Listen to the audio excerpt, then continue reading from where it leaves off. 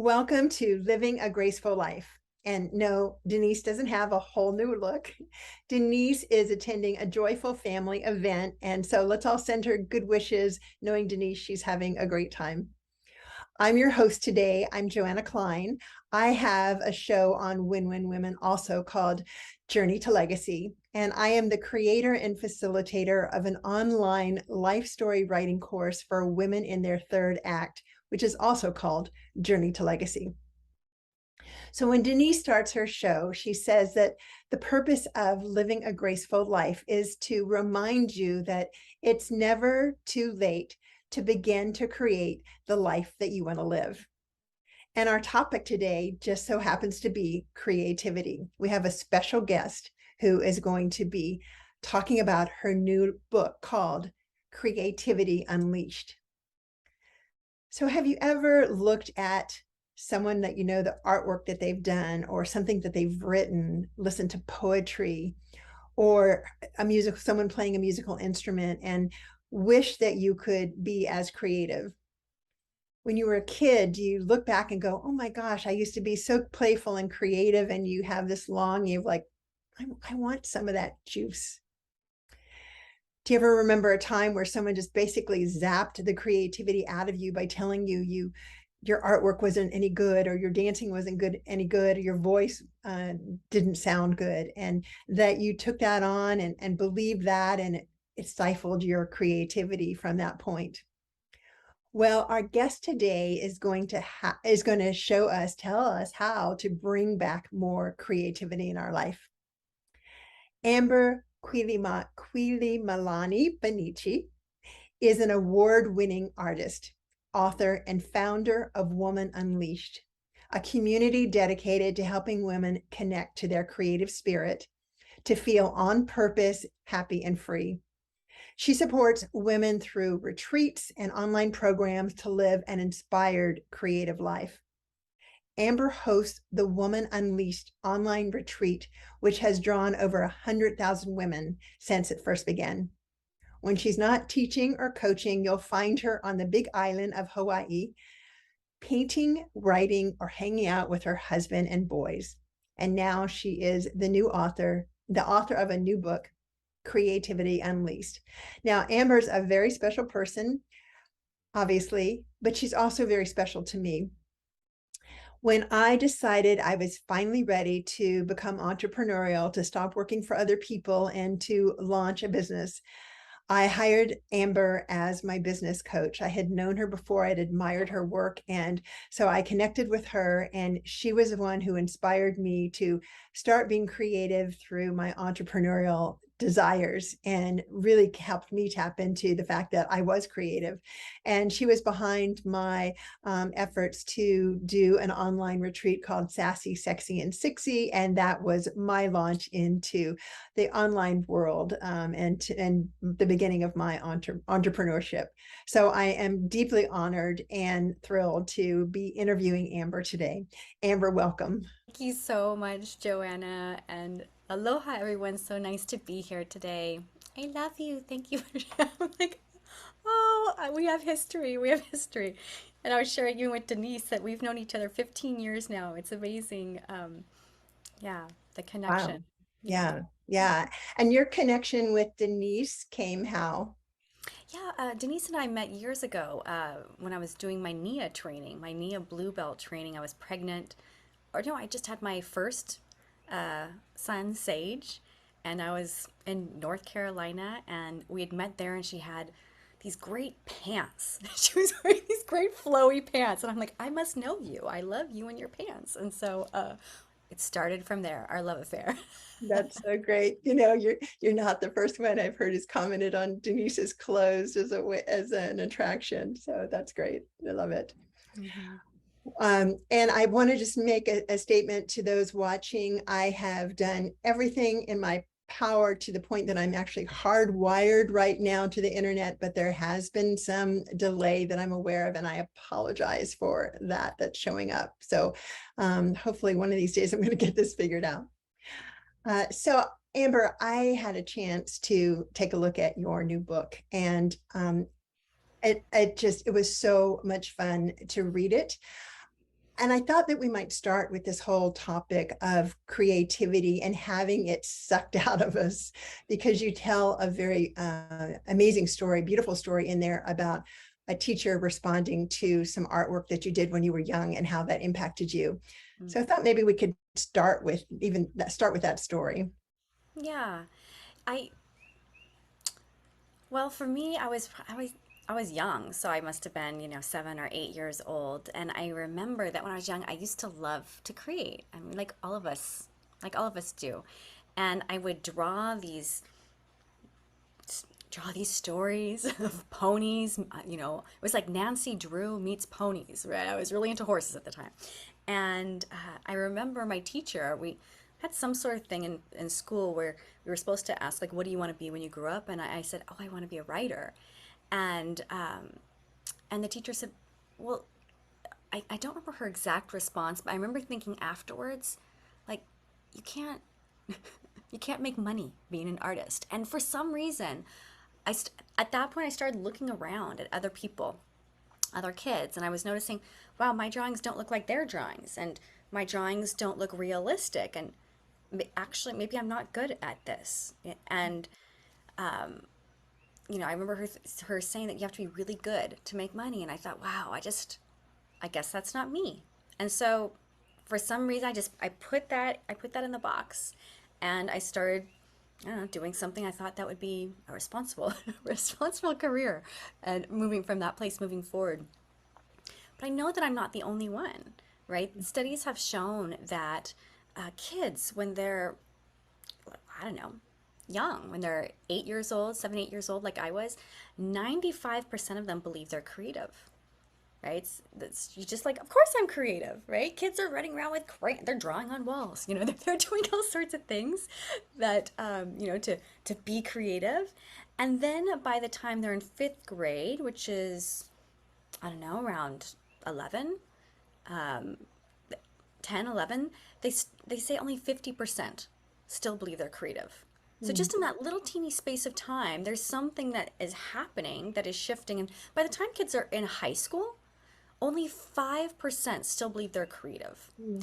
So Mm. it's trained out of us, whether it's by other people's reactions. We see something, we start to compare ourselves to other people. Mhm. We start to think that creativity this is creativity, this is not creativity, and so I am not creative.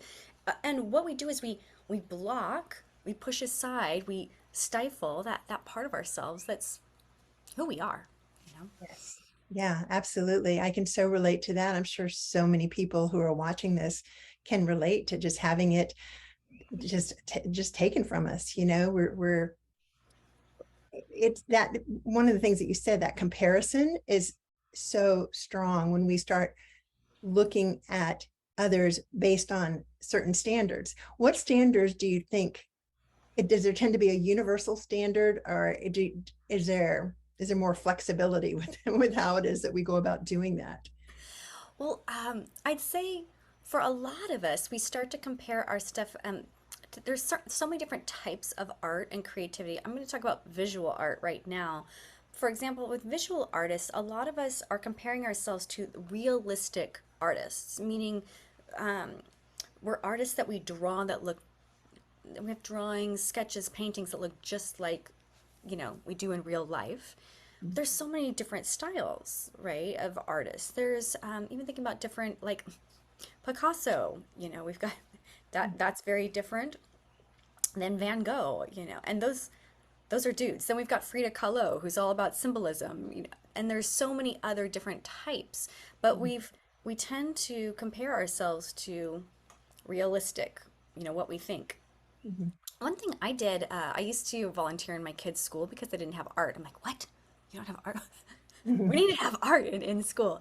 And one thing I did was I would do a PowerPoint presentation where I'd just have different slides of different art.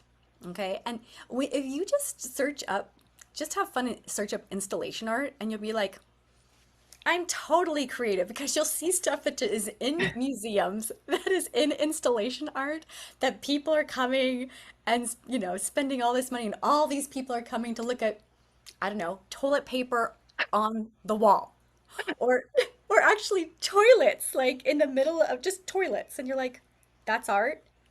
It is. It is. Or donuts on a wall, or flying wolves, or cars with like their doors open.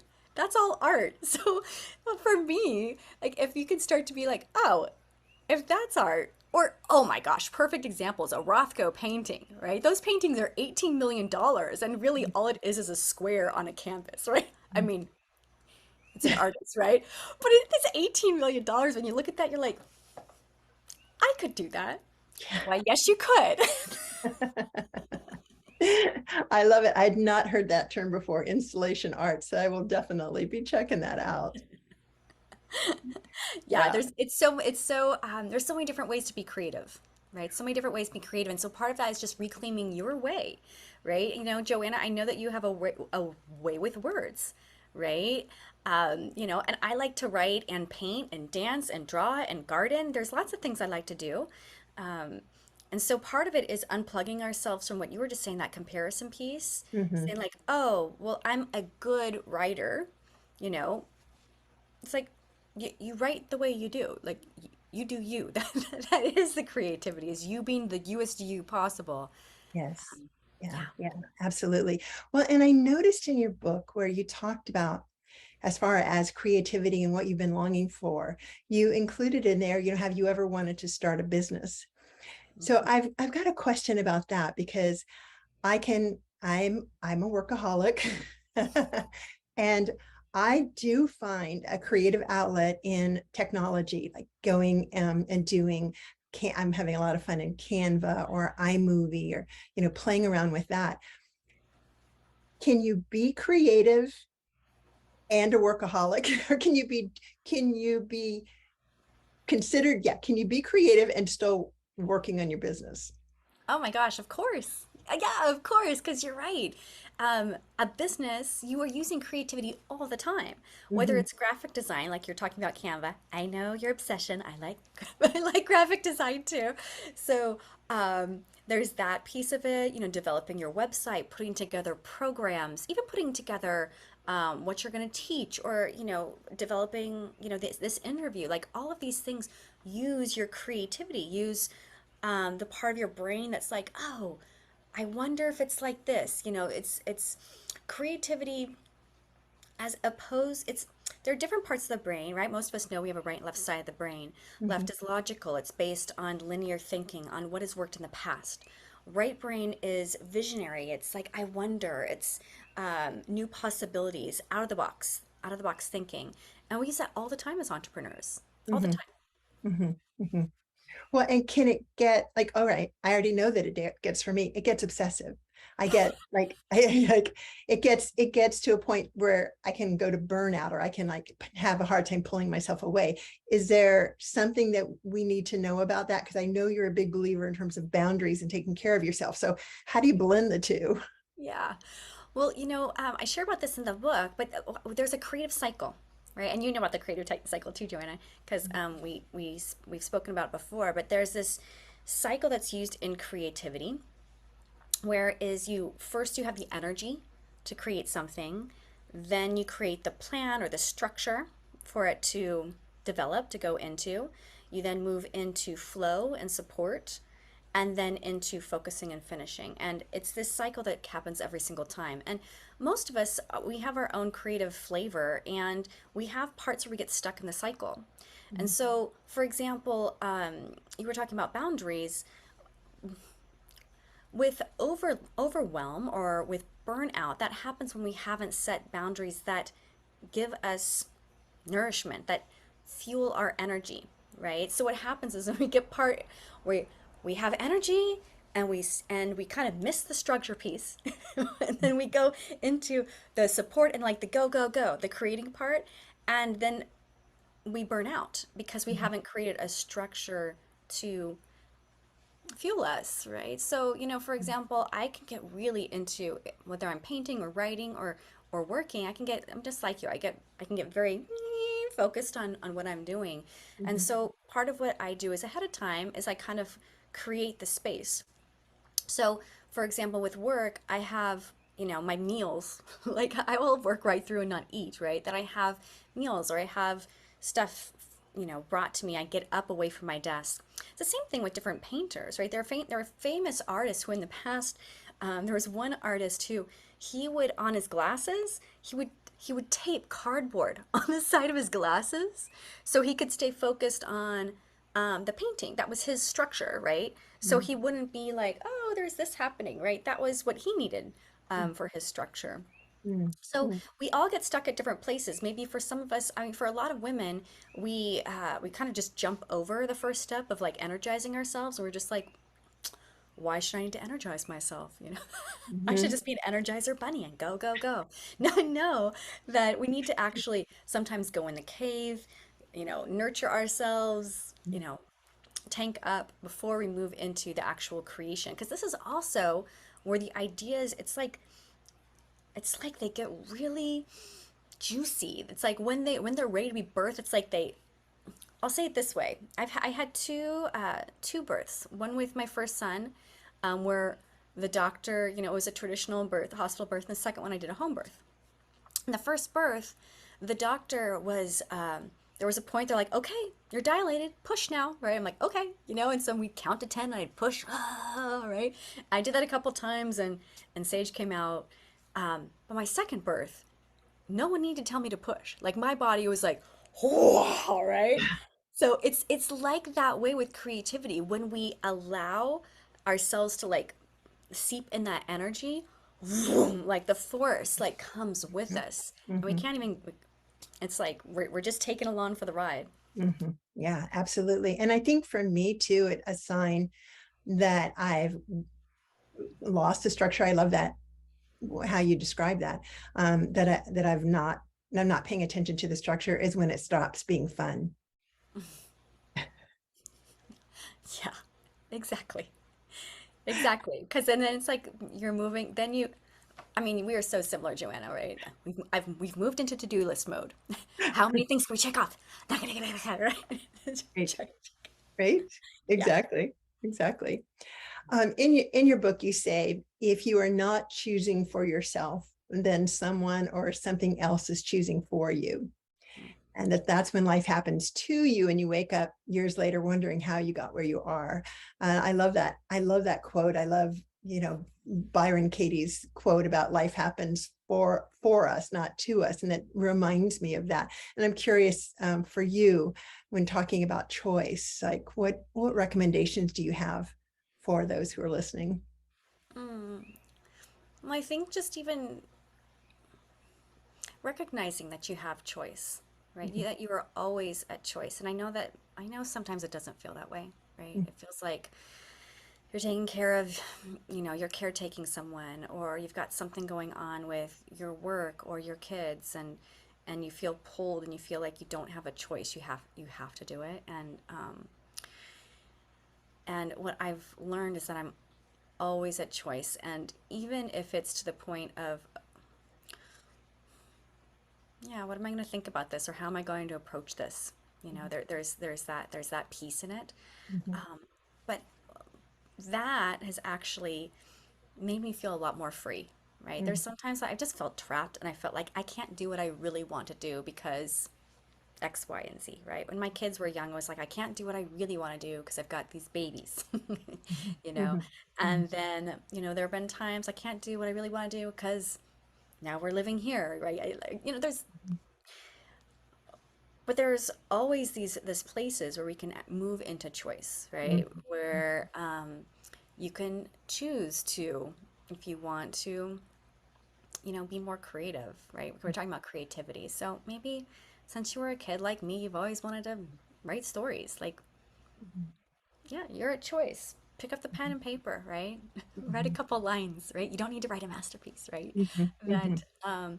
but even that choice, like there's something empowering about that. It's Mhm. like, I am choosing, I am choosing to do this. And so looking for, if there's any point when you're thinking, I don't have a choice, like, see, make it a game. Like, Mhm.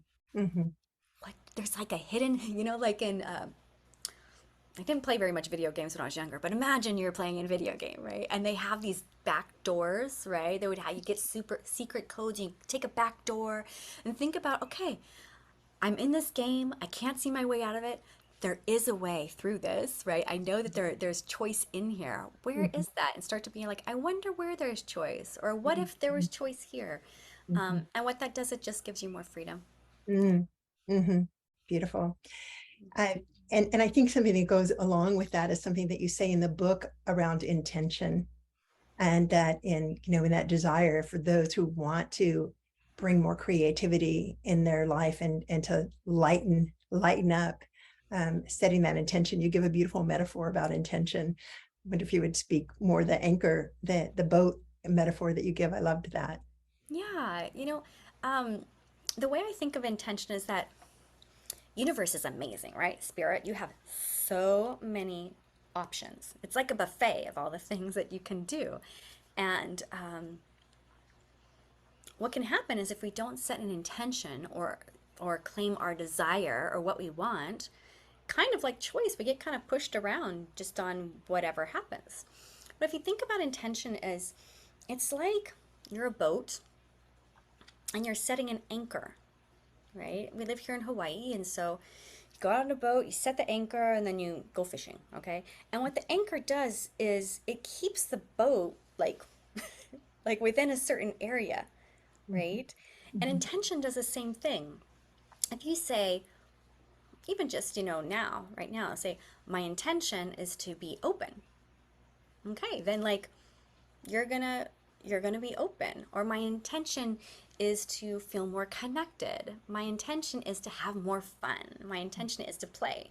And one of the things I do is I set daily intentions, and I'll even go through my day. Like I'll look at my day before it's about to happen, and be like, okay, what's my intention for this section, right? So what's my intention here with Joanna, and with you is to serve you, to love you, and have fun.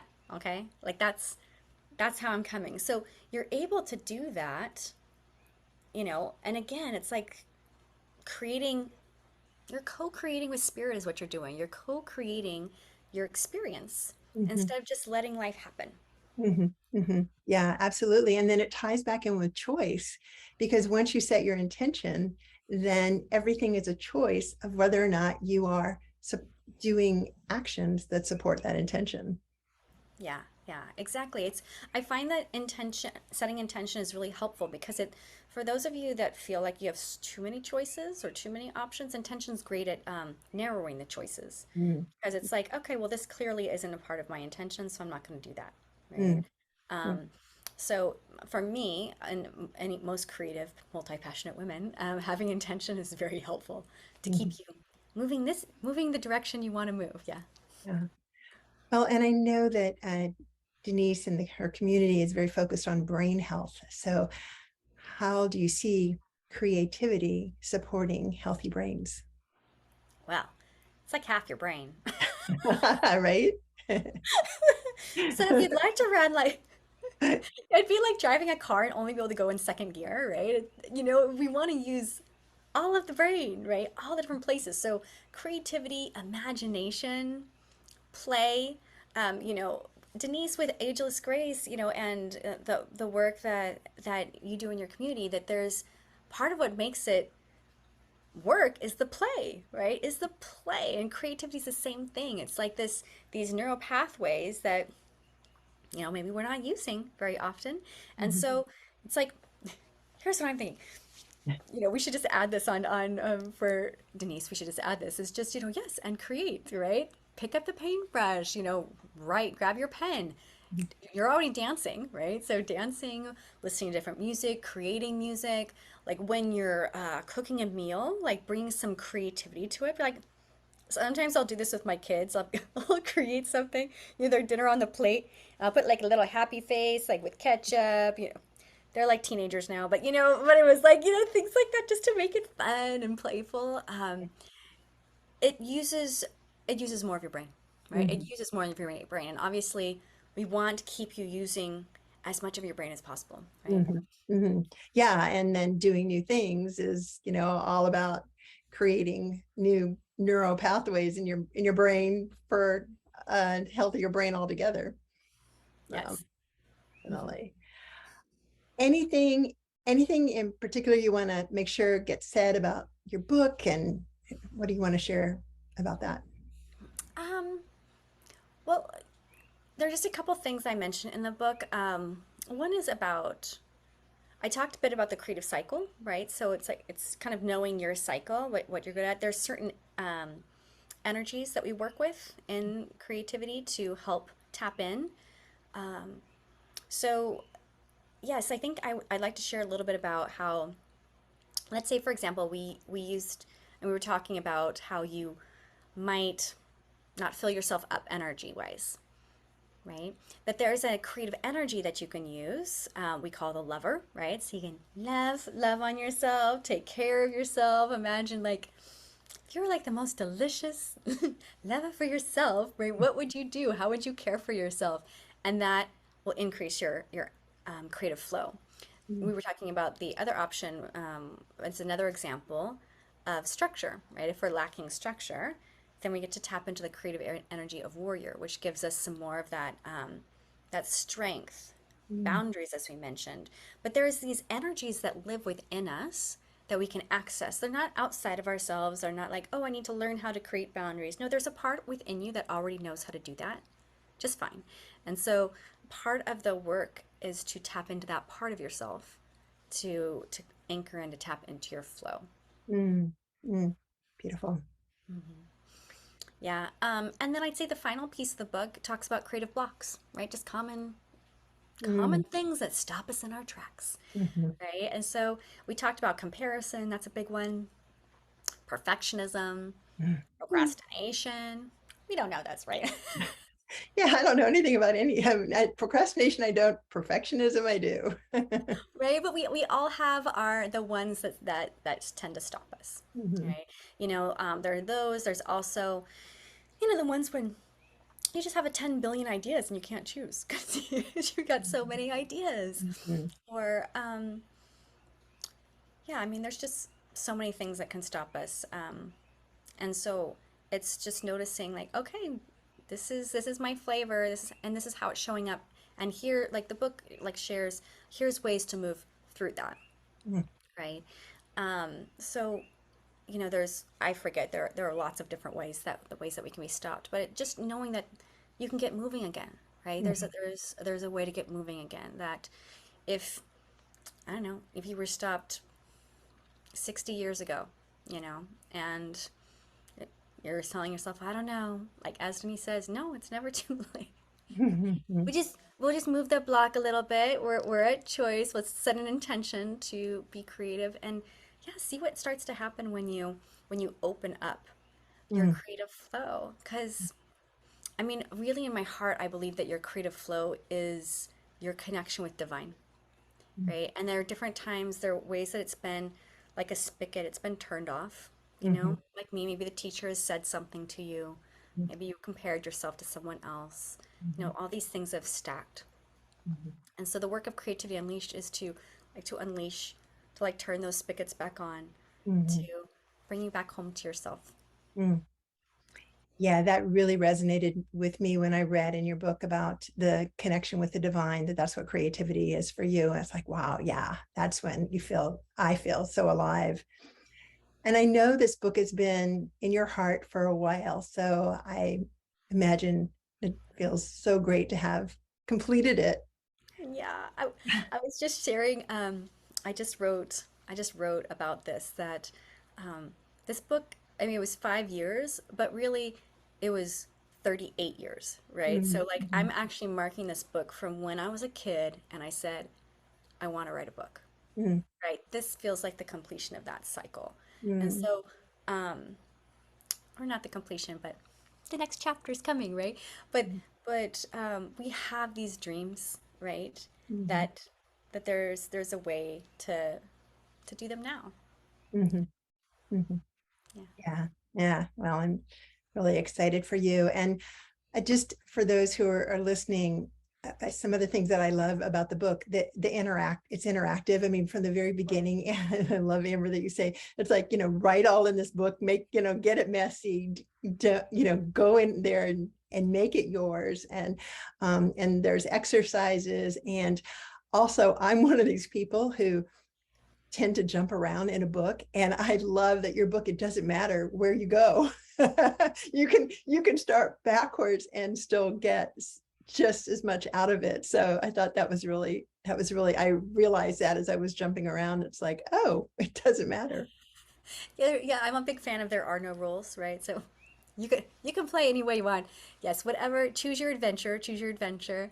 But yeah, I'm just like, well, just like anything, there's a creative way to experience, right? So, there are places that you can color, you can collage in there, you can mash up pages, you can mark things. There are coloring pages, so there's lots of ways to play um, and dream, really. Yeah, yeah. No, it's very fun. It's inspirational. How can people get a copy of it? Yeah, you can go to creativityunleashedbook.com and pick up a copy and, well, get creating. All right. Amber, thank you so much for being here today, and it was really fun to connect with you again. Oh, I know. And thank you so much, friends. I think I want to leave you with this for those watching is that, yeah, you were made to create. That's part of your DNA. It's part of your genetics. It's who you are. And sometimes I know that we might forget that. And so this is my reminder for you that there's something that's calling you, there's something that's uniquely yours. Um, yeah, that you're meant to create, to make you feel more alive, vibrant. You can create just to be happy. That is reason enough. And if you choose to share and spread, it's going to happen anyways when you're happier because you're already spreading happiness. It happens both ways, whether you're spreading grumpiness or you're spreading happiness. But yeah, spread the love. Mm, thank you, Amber. And thank you all for joining Living a Graceful Life today. Denise will be back next week. So have a great week.